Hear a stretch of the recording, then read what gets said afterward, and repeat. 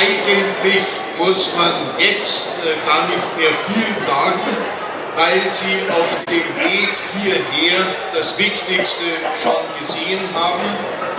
Die Stimmung auf dem Oktoberfest ist bis zum letzten Tag ganz hervorragend.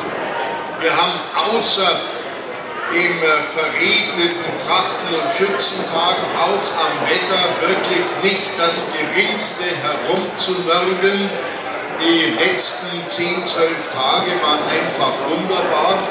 Und hier auf der Eulenwiesen können Sie sogar schon vor 11 Uhr erleben, wie großartig diese Veranstaltung angenommen wird und wie praktisch alle Besucher gleichzeitig auch Mitwirkende sind, mit ihrer Tracht, mit ihren Dirndln, mit den Kindern, die den Charakter des Familienfestes unterstreichen, mit den Senioren, die den Charakter des Drei-Generationen-Festes unterstreichen.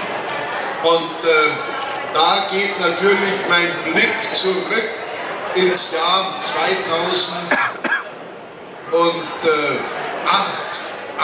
liebe Frau Weishäupl, denn kaum war die 850-Jahr-Feier vorbei, kamen der Wiesenstadtrat Helmut Schmidt und der Ehrenrat Hermann Memme und Karl-Heinz Knoll auf mich zu und meinten, nachdem diese Hürde 850-Jahr-Feier genommen ist, muss man sofort einen Anlauf unternehmen, um 200 Jahre Oktoberfest richtig zu feiern.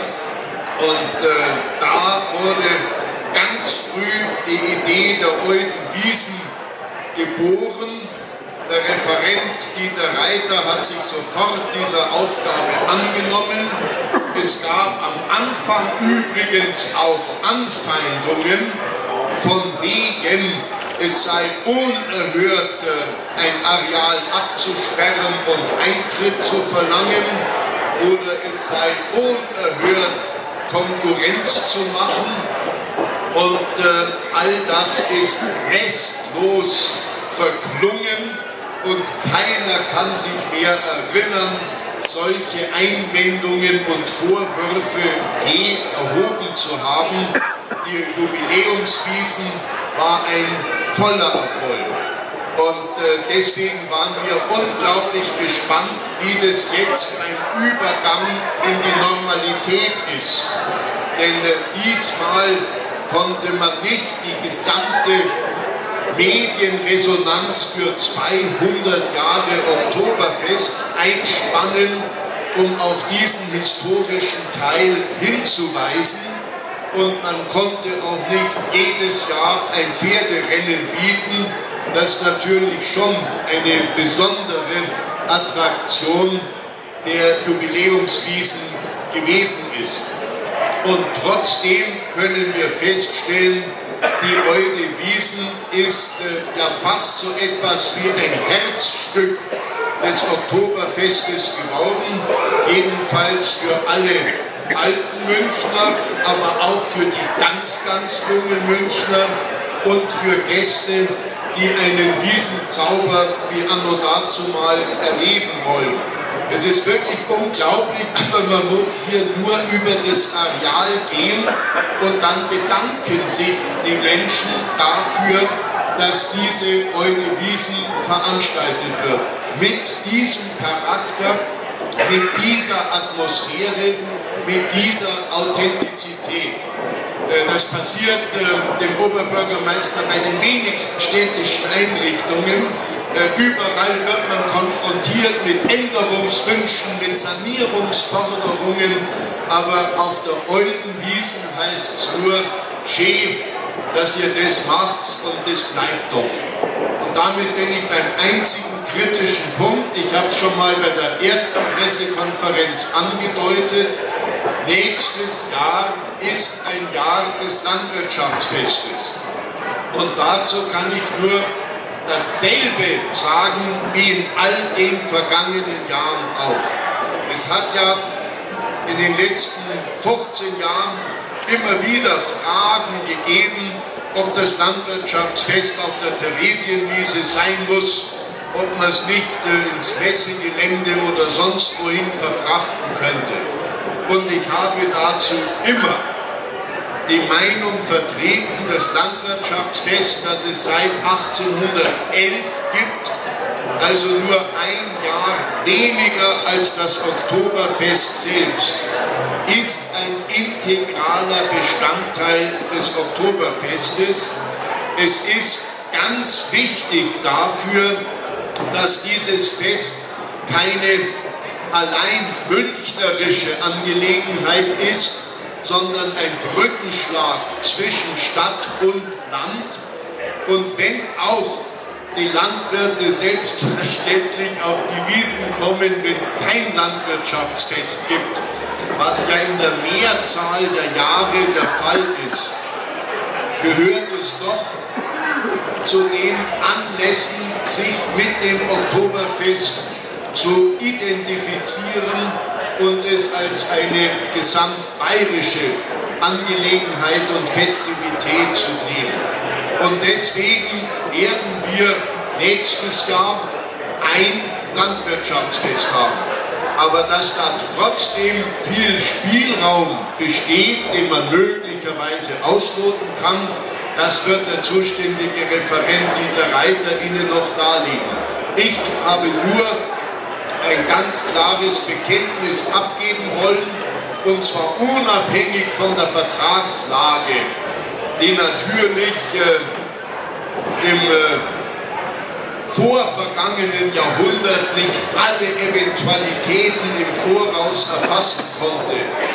Wir wollen, dass auch das Landwirtschaftsfest sich auf der Theresienwiese behaupten kann und wohlfühlt und die Wiesen ein Brückenschlag von Stadt und Land bleibt. Und als letztes die Zahl, die ja nicht der einzige Gradmesser ist, wie gut eine Wiesen ist. Überfüllung kann ja auch ein betrüblicher Zustand sein. Aber nachdem ich letzte Woche in einer Hamburger Zeitschrift gelesen habe, die Wiesen sei offensichtlich nicht mehr so attraktiv wie früher, eine bemerkenswerte Feststellung. Ich glaube, man muss sich erst nach Hamburg begeben, um zu diesem Eindruck zu kommen. Darf ich doch sagen, wir haben, und zwar ohne bedrohliche Überfüllungstatbestände, dieses Jahr deutlich mehr als bei der Jubiläumswiesen, die bekannt seriösen Schätzungen, die jede Nachkontrolle unbeschädigt überstanden haben, kommen in diesem Jahr auf 6,9 Millionen Besucher. Wohlgemerkt kein Rekord, hinter dem wir hergehechelt wären, aber doch eine Zahl, die deutlich macht, dass hamburgische Sorgen um die nachlassende Attraktivität des Oktoberfestes zu München zumindest verfrüht sind. Vielen Dank. Auch sogar, was man nicht in der Halbzeitpressekonferenz gedacht hätte, den Ochsenverzehr aufgeholt, also immerhin in der zweiten Woche ist also deutlich mehr gegessen worden offenbar noch, und überhaupt ist das Thema Essen und Trinken ja auch auf der, wie gesagt, in Anführungszeichen normalen Wiesen sehr gut gelaufen. Ich freue mich auch über das schöne Wetter für die Schausteller, weil es ganz wichtig war, dass dieser doch wirklich bittere Anfang am ersten Sonntag dann eigentlich nur ein einziger Tag war, oder sagen wir 1,5 Tage, und dann aber wirklich jetzt Sonnenschein war bis zum Schluss und auch die Schaustellerstraße mal wirklich so voll wieder ist, wie wir sie alle gern sehen, und das, denke ich mal, ist auch in der Erwähnung wert, dass wir hier alle miteinander froh sind, dass alle miteinander gut Geschäfte machen, weil dann gibt es auch weiterhin diese erfolgreiche Wiesen. Das Thema heute Wiesen hat der Oberbürgermeister angesprochen. Natürlich freuen wir uns alle über den Erfolg, und dann kann sich Politik, er hat es ja gesagt, mal so uneingeschränkter Zustimmung erfreuen, wie wenn man sowas macht hier. kommt nicht immer vor, man kriegt mal solche freundliche Briefe, passiert auch nicht so oft. Und deswegen natürlich besteht für uns, von unserer Seite aus immer Gesprächsbereitschaft in Richtung Bauernverband. Wenn denn die Idee besteht, nächstes Jahr vielleicht noch etwas ein bisschen gemeinsam zu machen mit der Stadt München, dann sind wir dafür offen.